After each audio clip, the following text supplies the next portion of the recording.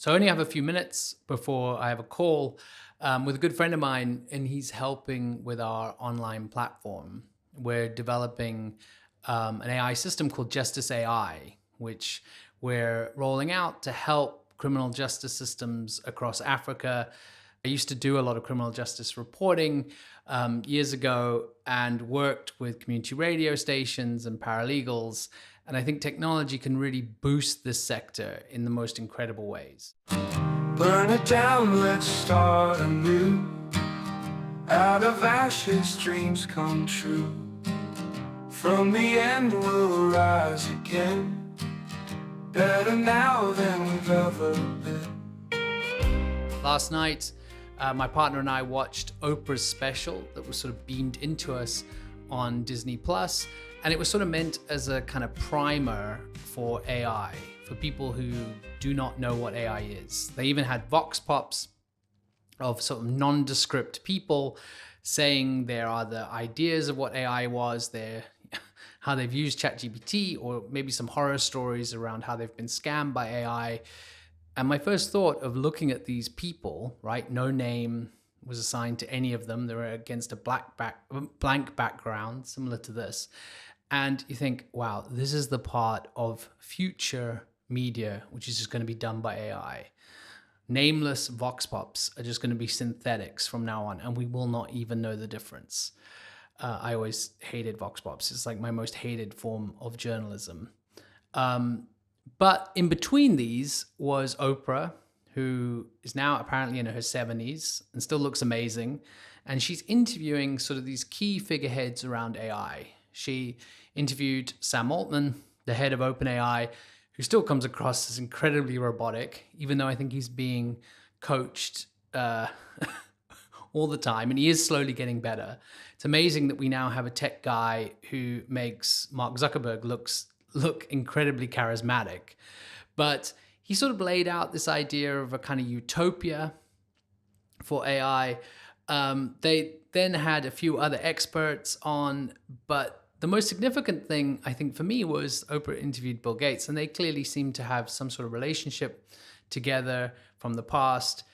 And Bill was kind of a hero for me when I was a kid, with Windows 95 and everything like that. And really, I think he struggled to, with a straight face, give any sense of AI being positive. He was saying the right words, but his sort of face and body language really said that he's worried, I will say, about the fact that jobs are at risk, the fact that we don't know where this is going to go. You know, I mean, Microsoft is a big player in all of this, but he's not actively involved in that anymore. And I think what would have been a good answer for him is to say that, because they questioned him on teaching, right? And the idea that teachers are essentially going to become obsolete. And he sort of sucked in his breath and sort of ummed and ahed around the answer on this idea that we're going to have these AI coaches that will be able to teach us whatever we need at any point. And therefore, and Oprah rightly says, like, so then what does that mean for teachers? He doesn't want to say, well, we won't need teachers. And I actually don't, I guess, in my heart think that is true. But I think Bill Gates thinks that's true. I think this is a man that was, sat behind a computer most of his life. And I think he does think that's true. But he doesn't want to say the quiet part out loud yet. What would be interesting for him to say, especially because he does so much work in Africa with the Bill and Melinda Gates Foundation, is a sense of, if you have people that are not able to go to school, are not able to afford to go to school, are not able to even get to their school, then that is where AI is going to absolutely supercharge people in ways that we kind of pretended that the internet was going to do 15 years ago, right? Like, I have been on the kind of embarrassing side of fundraising for tablets, right? Like a bunch of years ago. And you kind of pitched the idea that if we can get these people iPads, then, oh my gosh, their lives are going to change. In reality, when I used to visit these communities that we had issued with iPads, they were very grateful.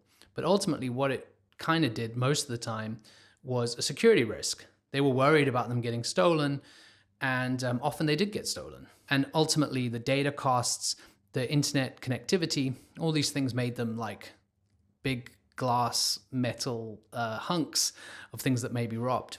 But if we are to believe that this is going to be something of a revolution, and it's not going to be just iPads for the sake of iPads, that we are going to be able to create these assistants that are really going to help people, especially with teaching. And I do think that's something that's exciting if it's not replacing people as such as it's literally being a teacher for people that didn't have a teacher in the first place. And that kind of brings me neatly back to the Justice AI idea, where we do not want to replace lawyers or paralegals even. What we want to do is give a system and a service to people and to cases that were never going to be looked at anyway. The key to this is there are masses of cold cases, people incarcerated that maybe should not be there, that don't have the means or the know-how to get themselves out. And I think AI can really help with that. It can highlight cases. It can do the legwork that will highlight cases in ways that we can't at the moment. So that's the exciting thing that's on the horizon. In the meantime, I just want to let you know that we run a newsletter on Substack called Develop AI. I'd love you to subscribe. We also run a masterclass, which is very quick and convenient, that you can sign up for on our website, developai.co.za. That's where I will be training people online.